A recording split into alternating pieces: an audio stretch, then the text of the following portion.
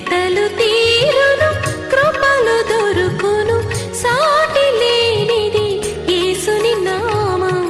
యేసునామమే మధురం, మదిలో తలచిన ధన్యం. యేసునామమే మధురం. ప్రభువునందు ప్రియమైన దేవుని బిడ్డలారా, యేసుక్రీస్తు వారి శుభనామంలో వందనాలు. దేవుని వాక్యం కొరకు ప్రభు సన్నిధిలో ప్రార్థిద్దాము. తలలు వంచండి. మమ్మలను మిక్కిలుగా ప్రేమిస్తున్న మా ప్రియ తండ్రి, మీకు వందనాలు, స్తోత్రాలు. యేసే పరిష్కారాన్ని మీ చేతికిస్తూ ఆర్గనైజ్ చేయమని, డ్రైవ్ చేయమని అడుగుతున్నాను. Lift up from all deficiencies and discouragements. మా ప్రేక్షకుల కొరకు మేము ప్రార్థిస్తున్నాము. వీరిని దీవించమని అడుగుతున్నాము. వాక్యం బోధించబడుతున్నప్పుడు తమ లైఫ్కి దాన్ని అప్లై చేసుకునే భాగ్యం దయచేయమని అడుగుతున్నాము. మహిమ పొందమని యేసు నామమున వేడుచున్నాము తండ్రి, ఆమెన్. ప్రియమైన దేవుని బిడ్డలారా, పరిశుద్ధుడైన పౌలు గారు తిమోతి భక్తునికి వ్రాసిన మొదటి పత్రిక 2వ అధ్యాయము 6వ వచనము నుండి 7వ వచనం వరకు ఉన్న వాక్య భాగము. నిన్నటి దినాన కొద్ది మాటలు దీనిపై ధ్యానించాము. మరికొన్ని మాటలు. యేసుక్రీస్తు ప్రభువు మార్కు సువార్త 10వ అధ్యాయం 45వ వచనంలో తనను గురించి తాను సాక్ష్యమిస్తూ, నేను పరిచారము చేయించుకున్నట్టుకు రాలేదు, పరిచారము చేయుటకును విమోచన క్రయధనంగా నా ప్రాణాన్ని ఇవ్వటానికి వచ్చాను అని అన్నాడు.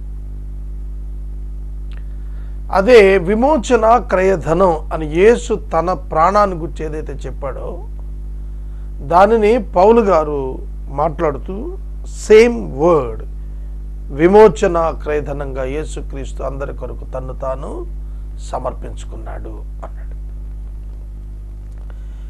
He gave himself as a ransom for all.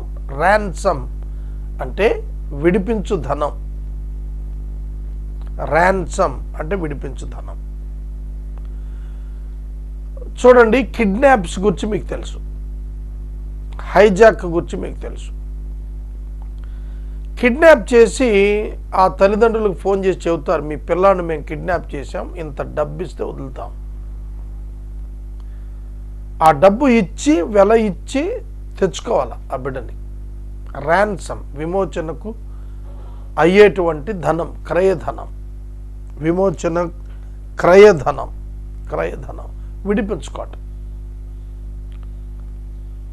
థెఫ్టెడ్ property, sold away property విడిపించుకోవాల్సిందే. ఒక చిన్న కథ ఉంది దీనిపైన, చిన్నప్పటి నుంచి మనం వినేదే. ఒక పిల్లవాడు ఆ తండ్రి అతనికి ఇచ్చినటువంటి ఒక చక్కటి బోటుతో నిత్యం చక్కగా ఆడుకుంటూ ఉంటాడట. ఒక రోజున ఆటల సందర్భంలో ఒక చోట పెట్టి మర్చిపోయాడు. ఆడుతూ ఆడుతూ ఒక చోట వదిలిపెట్టేశాడు. ఎవరో దాన్ని దొంగిలించేశారు. కొద్ది కాలం తర్వాత ఆ ఊరిలో ఒక ఎగ్జిబిషన్ వచ్చింది, ఓల్డ్ గూడ్స్ సేల్, పాత వస్తువులు అమ్మే ఎగ్జిబిషన్ పెట్టారు. ఆ ఎగ్జిబిషన్కి ఆ తండ్రి కొడుకు కూడా వెళ్ళారు. ఈ కుర్రవాడు ఏదైతే పోగొట్టుకున్నాడో, ఏ చిన్న పడవ అయితే ఆ బొమ్మ పోగొట్టుకున్నాడో ఆ బొమ్మ షోకేస్లో పెట్టింది. దాని మీద వీడి పేరు కూడా రాసుకున్నాడు, అది కూడా ఉంది. వాళ్ళ డాడీతో మాట్లాడి అడిగాడు, డాడీ ఇది నాదే, నేను ఆడుకుంటూ మర్చిపోయాను, ఎవరో కొట్టేశారు, దొంగిలించేశారు. ఆ సెకండ్ హ్యాండ్ షాప్ ఓనర్ దగ్గరికి వెళ్ళి ఆ తండ్రి, బాబు ఇది మీకు ఎక్కడిది అని అడిగాడు. ఏమండి ఇది వేరే చోట కొనుక్కున్నాం మేము, అందంగా ఉందని చెప్పి కొంచెం లాభం వేసుకుని దాన్ని అమ్ముతున్నాము, we have purchased from somewhere, ఒకళ్ళు అమ్మేశారు మాకు దీన్ని అని చెప్పాడు. అప్పుడు ఆ తండ్రి ఆ బిడ్డ కొరకు తను మొదటగా తను కొనిచ్చినటువంటిదే బిడ్డ పోగొట్టుకున్నాడు, అది అమ్మివేయబడింది, మరొకడు దానికి యజమానుడయ్యాడు. ఆ యజమానుని దగ్గర నుంచి మరలా డబ్బిచ్చి, అధిక డబ్బు ఇచ్చి ఆ వస్తువు విడిపించి బిడ్డకిచ్చాడు. That is ransom money. దాన్ని విడిపించుకోవాలి అని అంటే ఖచ్చితంగా పే చేయాలి. మానవుల్ని దేవుడు నిర్మించాడు. మానవులకు దేవుడే యజమానుడు, మానవులకు హక్కుదారుడు దేవుడే. కానీ మానవుడు పాపం చేసి తనను తాను అమ్మేసుకున్నాడు అపవాదికి, మరణానికి, దాస్యానికి తనను తాను అమ్ముకున్నాడు. అందుకే దేవుడు మరలా ఆ మానవుణ్ణి తన యొద్దకు తెచ్చుకోవటానికి మరణానికి ఆయన ర్యాన్సమ్ చెల్లించాల్సి వచ్చింది. His justice demands the death for sin. God's justice demanded the death for sin. Simple. అందుకే దేవుడు తన కుమారుని లోకానికి మానవ రూపాన్ని పంపించాడు. చాలామంది మరణానంతర జీవితాన్ని నమ్మరు. చనిపోవటంతో జీవితం ముగిసిపోతుందనే ఒక భావనతో ఉంటారు. మహారాష్ట్రలో ఒక ఐఏఎస్ అధికారి అతని భార్యను షూట్ చేసి హ్యాంగింగ్తో చనిపోయాడు, ఊరేసుకొని చనిపోయాడు. తుపాకీ శబ్దాలు విని పరిగెత్తిన వారు ఇద్దరిని హాస్పిటల్ తీసుకెళ్లారు. కానీ ఆయన అప్పటికే చనిపోయాడు. ఆవిడ గాయపడింది, ఆవిడ వైద్యం పొందుతుంది. పోలీస్ ఎంక్వైరీ చేస్తున్నారు ఏమిటి కారణాలు అని. కానీ ఆఫీసర్, ఐఏఎస్ ఆఫీసర్, చిన్నవాడు కాదు, చనిపోయాడు. నేను వాక్యంలో మిమ్మల్ని గమనించమని కోరుతుంది ఏమిటంటే, ప్రతి మానవుడు పాపం చేస్తున్నాడు, పాపం చేశాడు, పాపం కనుగొన్నాడు. మానవుని విమోచన కొరకు దేవుడు ఒక్కడే మార్గాన్ని ఇవ్వగలిగాడు. కనుక చాలామంది మరణానంతర జీవితాన్ని లక్ష్య పెట్టరు. మరణానంతరం జీవితమే లేకపోతే న్యాయము అనే దానికి అర్థం ఎక్కడుంది? Justice demands punishment. Vivekananda Reddy గారిని చంపేశారు క్రూరంగా. వాళ్ళు దొరకలేదు, ఇక దొరకరేమో, దొరుకుతారు లేదు తెలియదు. రాజీవ్ గాంధీని చంపేశారు, దోషులు దొరకలేదు, 25 ఏళ్ళు అయిపోయింది. సో చాలా క్రూషియల్ ఇంపార్టెంట్ పీపుల్, చాలా పెద్ద పెద్ద వాళ్ళు, క్రూషియల్ ముఖ్యమైనటువంటి విశేషాలు అన్సార్డ్ ఉండిపోతున్నాయి. మరి దానికి జస్టిస్ ఏంటి? కత్తిపోట్లతో చంపేస్తారు ఒకరిని, దానికి జస్టిస్ ఏంటి? కానీ నిన్నే ఎవరో చంపేస్తారు, నీకు న్యాయం ఏంటి? నువ్వు అన్యాయం అయిపోయినట్టు కదా. నీకు న్యాయం తీర్చబడేది ఎప్పుడు? కాబట్టి ప్రతి మనిషి గుర్తుపెట్టుకోవాలి, న్యాయం అనే పదం మీకు ఎప్పుడు వినపడినా కూడాను అన్సాల్వ్డ్ ప్రాబ్లంతో కోర్టుల్లో చాలామంది ప్రాబ్లమ్స్ ఉండగా చచ్చిపోతున్నారు. వ్యాజ్యాలు ముందుకు రాకుండానే ప్రతివాదులు చనిపోతారు. అప్పుడు న్యాయం ఎక్కడ జరుగుతుంది వాళ్ళకి? అందుకనే judgement belongs to God after the death. మరణానంతరం ఆయన ఒక తీర్పు దినాన్ని నియమించినటువంటి ఆ దినానికి వీళ్ళంతా కూడా తిరిగి వస్తారు. అదే రిజరెక్షన్ అంటే. కాబట్టి జస్టిస్ గురించి ఆలోచించినప్పుడు రిజరెక్షన్ ఆటోమేటిక్ ఉందనేది తెలుసుకోవాలి మనం. Very simple. కనుక ఈ తీర్పులోనికి మనం రాకుండా ఉండటం కొరకు మనం పుట్టి పాపం చేయటానికి మునిపే యేసుక్రీస్తు ప్రభు ఆయన ప్రాయశ్చిత్తాన్ని చేసేసాడు. ఈయనే తనంతట తానే, ఆయనే తనంతట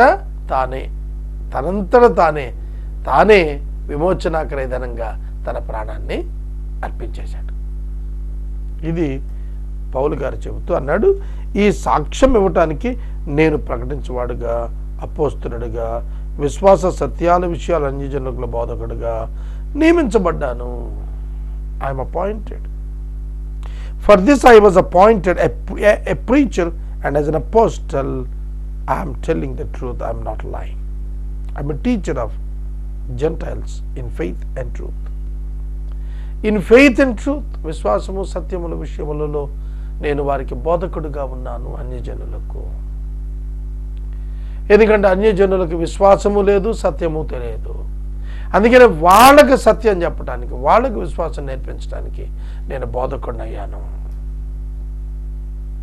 this is the purpose of the preachers life. ఒక బోధకుని యొక్క జీవితానికి కలిగినటువంటి ఉద్దేశం ఏంటంటే అన్యజనులకు సత్యాన్ని గురించి, విశ్వాసాన్ని గురించి నేర్పించాలి. అపోస్తలుడిగా ఆయన ప్రకటించేటువంటి వాడిగా, ప్రీచర్గా, అపోస్తలుగా, టీచర్గా దేవుడు అతన్ని నియమించాడు. Preacher who preaches the sermons, teacher who teaches the doctors, and the apostle who confirms the resurrection. నియమించాడు దేవుడు నన్ను. గాడ్ హ్యాస్ అపాయింటెడ్ మీ. దేవుడు నన్ను నియమించుకున్నాడు అని అన్నాడు. నేను ఉదయకాలం లేచిన వెంటనే యెషయా గ్రంథం 43 అధ్యాయం యాకోబును గురించి రాసినటువంటి మాటలు చదివి ధ్యానించి ఒక పేపర్ మీద అవన్నీ రాసుకున్నాను. నేను, నిన్ను, నేను, నీకు, నీవు, నాతో అనే పదాలు రాసుకుంటే చాలా పదాలు వచ్చాయి. నేను, నీవు నా స్నేహితుడు కొడుకువి. యాకోబు, నీవు నా స్నేహితుడైన అబ్రహాము సంతానం. చూడండి రిఫరెన్స్ ఏమిచ్చాడు. నేను నిన్ను ఏర్పరచుకున్నాను, నేను నిన్ను నియమించుకున్నాను, నేను నిన్ను పిలుచుకున్నాను, నేను నిన్ను దీవిస్తాను, నీకు తోడై ఉంటాను, నిన్ను హెచ్చిస్తాను. అన్నీ దేవుడే. నేను నేను నేను. నువ్వు భయపడకు, నువ్వు దడిసిపోకు. చూడండి ఎటువంటి దేవుడు, ఎటువంటి దేవుడు అండి. The same God came in to this world as a human being. ఒక మానవునిగా ఆయన ఈ లోకానికి దిగొచ్చాడు. ఆయన ఒక మానవునిగా ఈ లోకానికి దిగొచ్చాడు. దిగి వచ్చి తానే తన ప్రాణాన్ని ప్రాయశ్చిత్త బలిగా అర్పించాడు. విమోచన క్రయధనంగా తన ప్రాణాన్ని చెల్లించాడు. So every sinner freed from the sin, freed from the consequences of the sin, hell. నరకమనేటువంటి పాప పర్యావసానము నుండి మానవులు తప్పించబడిన నిమిత్తం అందరి కొరకు ఆయన తన ప్రాణాన్ని సమర్పించాడు. దేవుడు దానిని అంగీకరించాడు. ఆ విషయాన్ని ప్రకటించడానికి ప్రకటించువాని గాను, బోధించువాని గాను, అపోస్తలుని గాను దేవుడు నియమించాడు. Great calling. చాలా గొప్ప పిలుపు. అదే అధ్యాయంలో చెప్తాడు, సియోను సువార్త ప్రకటించదానా, మానక ప్రకటించము, భయపడక ప్రకటించము, బలముగా ప్రకటించము. అద్భుతం. బలముగా ప్రకటించాలంట, మానక ప్రకటించాలంట, సువార్త ప్రకటించాలంట, బలంగా ప్రకటించాలంట. ఎందుకు సువార్త ప్రకటించాలి? ఆ సువార్త నమ్ము ప్రతి వానికి రక్షణ కలుగు చేయటకు దేవుని శక్తి అయి ఉన్నది. నశించు వారిని రక్షించుటకు దేవుని శక్తి దేవుని వాక్యమే.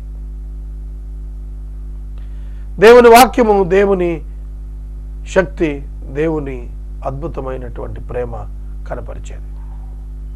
కనుక యేసుక్రీస్తుని గురించినటువంటి, సిలువను గురించినటువంటి వార్త అది విశ్వసించడానికి చాలా గొప్ప శక్తిగా ఉంటుంది. పౌలు అదే నేర్పిస్తున్నాడు. ఇవాళ మన భారతదేశంలో ఉన్న క్రైస్తవేతర సమాజం, విస్తృత సమాజానికి మనం యేసుక్రీస్తుని పరిచయం చేయాలి. యేసు ప్రభువుని పరిచయం చేయాలి. ప్రియమైన సహోదరుడా, సహోదరి, దేవుని యొక్క వాక్యము మన జీవితాల్లో ఒక విడుదలను, ఒక భాగ్యాన్ని, ఒక ఆశీర్వాదాన్ని తీసుకొస్తుంది. ఇది మీరు గుర్తెరగాలి. మీ జీవితంలో పాపము కారణంగా మీరు దేవుడిచ్చిన మహిమను పోగొట్టుకున్నారు. ఒక ఇంపర్ఫెక్ట్ లైఫ్లో మనం గడుపుతున్నాం సమయాన్ని. దాన్ని దేవుడు మరణము నుండి జీవములోకి దాటించడానికి వచ్చాడు. Jesus came to this world not to make the bad people to good people, but the dead people to life people. దేవుడు ఈ లోకంలోనికి వచ్చింది చెడ్డోళ్ళను మంచోళ్ళని చేయడానికి కాదు, చచ్చినటువంటి వారిని బ్రతికించడానికి.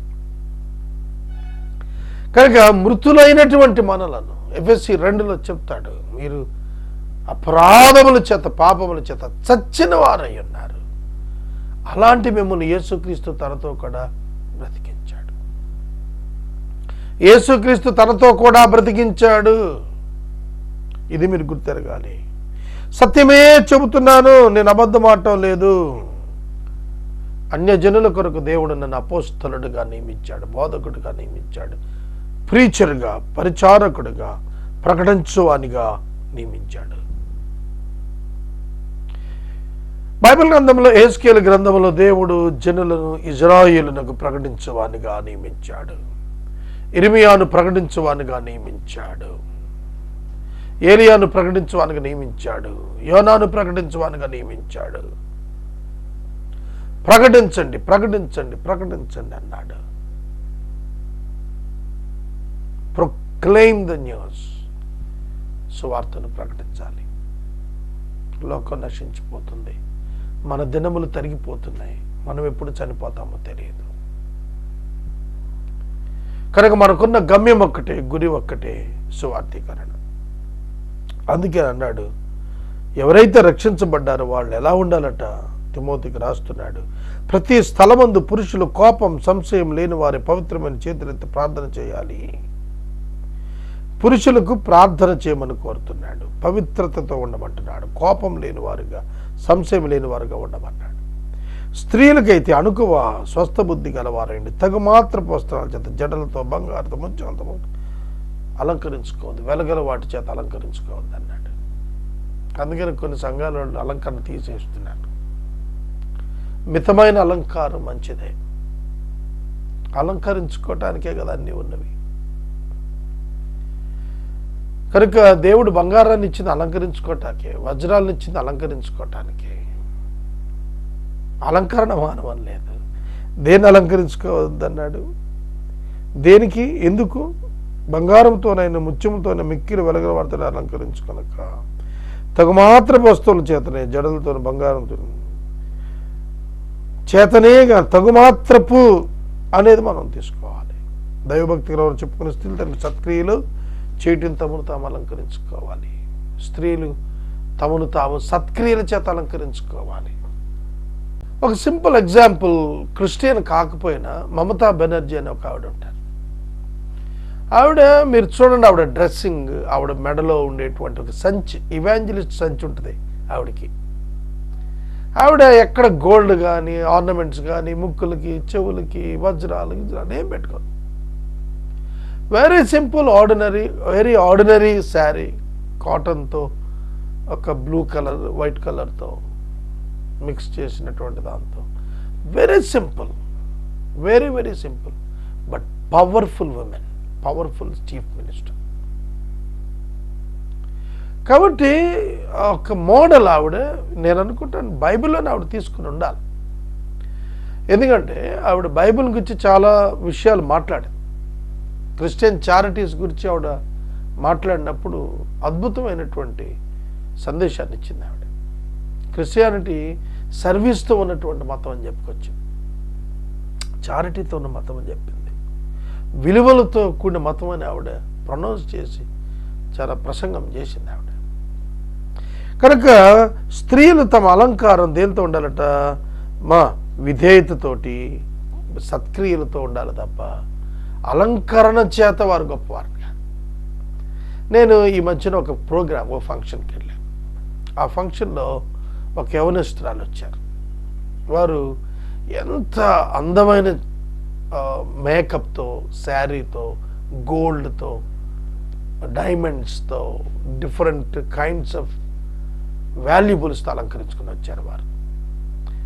వారు అక్కడ అకేషన్ అంతట్లో కూడా ఆవిడ చాలా సెంటర్ ఆఫ్ అట్రాక్షన్గా నిలబడ్డారు. అంత ఆమె వైపే చూసి ఆమెను అప్రిషియేట్ చేసి ఆవిడ ఎందుకు అందరు వెళ్ళి, మిగతా వాళ్ళు ఎవరు కూడా అక్కడ ఆవిడతో సాటిగా కనపడలేదు.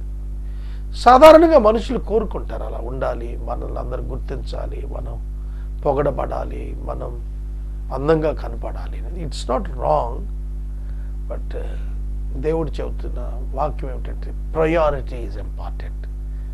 rather than your outward appearance, your inward appearance and your activity and your witness and your identity should be different as a believer. విశ్వాసగా నువ్వు ప్రత్యేకంగా ఉండాలని దేవుని యొక్క వాక్యం సెలవిస్తుంది. నీకు బంగారం ఉంది, పెట్టుకున్నావు, వెరీ గుడ్, కానీ దానికంటే కూడా సత్క్రియల చేత నిన్ను నీవు అలంకరించుకోమన్నాడు. Top people in the world మీరు తీసుకోండి, మోడల్స్ విషయం నేను చెప్పడం లేదు, top economist, top scientist, top great financiers, చాలామంది టాప్ పాలిటీషియన్స్ మీరు తీసుకోండి, దే ఆర్ వెరీ సింపుల్. చూడండి, దేవుని యొక్క వాక్యంలో మనం సంపూర్ణ విధేయత నేర్చుకోండి అన్నాడు.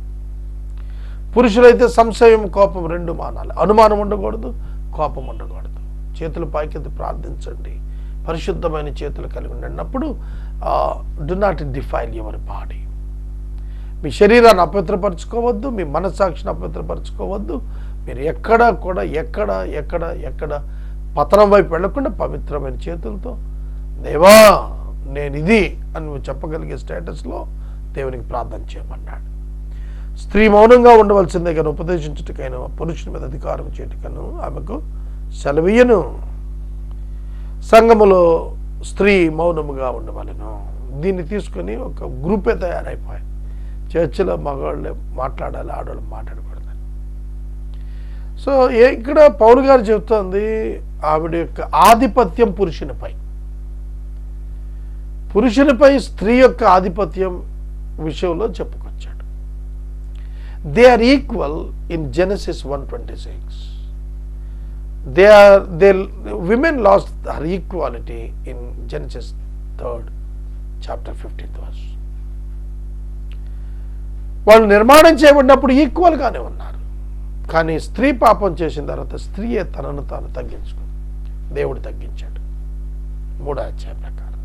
మళ్ళా యేసుక్రీస్తునందు జీవమనే కృపావరంలో మీ భార్యలు మీ తోడు భాగస్తులని జ్ఞానం కలిగి కాపురం చేయండి, బలహీనమైన ఘటం అందించాడు. కాబట్టి పురుషునికి ఆధిక్యతను దేని విషయాన్ని దేవుడు ఇస్తున్నాడు. స్త్రీని అణగదొక్కే విషయాన్ని ఇవ్వలేదు, దేవుని ప్రకటించే విషయాన్ని ఇచ్చాడు. స్త్రీ సంఘంలో మౌనముగా ఉండి పరిచర్య నేర్చుకోవాలి, విధేయత నేర్చుకోవాలన్నాడు. కాబట్టి దాన్ని ఇవాళ ఎట్లా వచ్చిందంటే ఉమెన్ ప్రీస్ట్హుడ్ కుదరదు, ఉమెన్ ప్రసంగించకూడదు, ఉమెన్కే ప్రసంగించాలి, ఇట్లా రకరకాల ఫీలింగ్స్, రకరకాల భావాలన్నీ వచ్చాయి.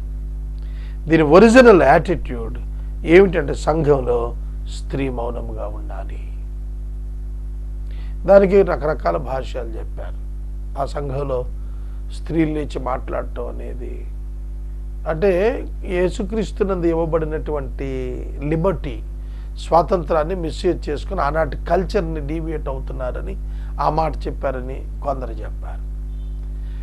ఆ లిటరల్గా అక్షరంగా తీసుకుంటే స్త్రీ మౌనంగా ఉండాల్సిందే కానీ మాట్లాడటాన్ని నేను అధికారమని అన్నాడు, కాబట్టి ఆవిడ సంఘంలో మాట్లాడటానికి వీల్లేదని కొంతమంది అన్నారు. ఇక్కడ స్త్రీ యొక్క ఆధిపత్యం పురుషునిపై సెలవివ్వబడలేదు. ఓల్డ్ టెస్టిమెంట్ మీరు చూస్తే దేవుడు పురుషులను అపోస్తులుగా, పురుషులను ప్రవక్తలుగా వాడుకుంటూ వచ్చాడు. దేవుడు అత్యధిక శాతం వారు పురుషుల చేత నడిపించడం మనం గమనిస్తున్నాం. కాబట్టి దేవుడు పురుష పక్షపాతని అనటానికి వీల్లేదు. స్త్రీలను ఆయన నిర్లక్ష్యం చేసిన వాడు కాదు. మొదట ఆదాము తర్వాత హవ్వ నిర్మించబడ్డారు. ఆదాము మోసపరచబడలేదు, స్త్రీ మోసపరచబడి అపరాధములు పడింది. అయినను వారు స్వస్థ బుద్ధి కలిగి విశ్వాస, ప్రేమ, పరిశుద్ధత యందు నిలకడగా ఉంటే శిశు ప్రసూతి ద్వారా ఆమె రక్షించబడును. పరిశుద్ధత యందు, స్వస్థ బుద్ధి యందు, విశ్వాసమందు ఆమె నిలకడగా ఉండిన ఎడల స్త్రీ శిశు ప్రసూతి వలన రక్షించబడును అన్నప్పుడు ఇది చాలా కాంట్రవర్షియల్ స్టేట్మెంట్ అండి. చాలా చాలా చాలా కాంట్రవర్సీ. ఇవాళ అవిశ్వాసులైనటువంటి స్త్రీలు కూడా చాలామంది డెలివరీ అవుతున్నారు కదా, చక్కటి సుఖప్రసూతిని పొందుతున్నారు, ఆపరేషన్స్ ద్వారా పొందుతున్నారు. ఏమిటి ఇక్కడ ఈ విధంగా వ్రాసి ఉంది? సాతాను చేత స్త్రీ మోసపుచ్చబడినప్పుడు ఒక పనిష్మెంట్ పొందింది. ఆ పనిష్మెంట్ ఏమిటంటే, నీ గర్భవేదనను నేను హెచ్చించెదను, నువ్వు ప్రయాసతో వేదనతో బిడ్డలను కంటావన్నాడు. దాన్ని ఇక్కడ ఉటంకిస్తున్నాడు. అది ఒక 20 ఎముకలు ఒక్కసారి విరిగిపోయినటువంటి పెయిన్ వస్తుంది. గతంలో కూడా చెప్పాను, నేను ఒక చోట చదివానని. 20 ఎముకలు విరిగితే ఎంత నొప్పి ఉంటుందో, బిడ్డను ప్రసవించేటప్పుడు అంత నొప్పి ఒక మహిళ అనుభవిస్తుంది. ఆ క్షణంలో ప్రాణం పోతుంది. అన్నంతలో ఆమె తిరిగి రక్షించబడుతోంది. జ్ఞాపకం చేసుకుంటున్నాడు దేవుడు ఆమెను. దానికి సాల్వేషన్ లింకప్ పెట్టి మాట్లాడుతున్నాడు. విశ్వాసము, ప్రేమ, పరిశుద్ధత వీటి యందు నిలకడగా ఉండి, ఇట్స్ లైక్ ఎ ప్రామిస్. ఇది కృపాకాలం. It's a promise from God. Women can be saved. అంతేగాని ఆవిడ శిశు ప్రసూతి ద్వారా రక్షించబడిన పిల్లలు కన్నప్పుడు ఆవిడ రక్షణ ఇటర్నల్ సాల్వేషన్ వస్తుందని అర్థం కాదు. ఎర్త్లీ భౌతికంగా తన ప్రాణం నిలబడుతుంది. It's a promise from God. కనుక ఒక మాట అర్థం చేసుకుంటే, ఆదికాండం 3వ అధ్యాయంలో పాపం వల్ల ఒక పనిష్మెంట్గా అక్కడ శిశు ప్రసూతిని గురించి మాట్లాడితే, ఇక్కడ అదే శిశు ప్రసూతిని గురించి మాట్లాడుతున్నప్పుడు రక్షించబడతారని ఒక ప్రామిస్ని గురించి దేవుడు మాట్లాడుతున్నాడు. అక్కడ పనిష్మెంట్ గురించి మాట్లాడాడు, ఇక్కడ ప్రామిస్ గురించి మాట్లాడాడు. ఈ ప్రామిస్లో సాల్వేషన్ ఇంక్లూడ్ చేసి ప్రభువు మాట్లాడాడు. ఇది నా అవగాహన. చాలా అవగాహనలు చాలామంది చాలా చెప్పారు. నా ఒపీనియన్ అయితే నేను ఈ విధంగా ఈ వాక్యాన్ని అర్థం చేసుకుంటున్నాను. ప్రార్థన చేసుకుంటాను. మమ్మల్ని మిక్కిలుగా ప్రేమిస్తున్న తండ్రి, వందనాలు, స్తోత్రాలు. వాక్యము విన్న బిడ్డలను దీవించండి, మహిమ పొందండి. ఎపిసోడ్ సాకాలను పంపండి. వాక్యోపదేశము చేత ప్రతి ఒక్కరూ మీ యొద్ద మోకరించుటకు, పశ్చాత్తాపట్టుకు, తమ జీవితం అనంతరం తీర్పులకు వస్తారని ఒక ప్రాముఖ్యమైన విషయం గుర్తించి యవన కాలంలోనే, బాల్య దినాల్లోనే సృష్టికర్తను జ్ఞాపకం చేసుకుని రక్షించబట్టకు సహాయం చేయండి. 10వ తరగతి విద్యార్థులు పరీక్షలు రాస్తున్నారు. మీ తోడు, మీ సహాయం వారికి ఉంచండి. మీ కృపలో జ్ఞాపకం చేసుకునండి. యేసు నామమున అడుగుచున్నాను తండ్రి, ఆమేన్. తండ్రి అయిన దేవుని ప్రేమ, కుమారుని యేసయ్య కృప, పరిశుద్ధాత్మ దేవుని యొక్క అన్యోన్య సహవాసం సదాకాలం మనందరికీ తోడైనను గాక. ఆమేన్.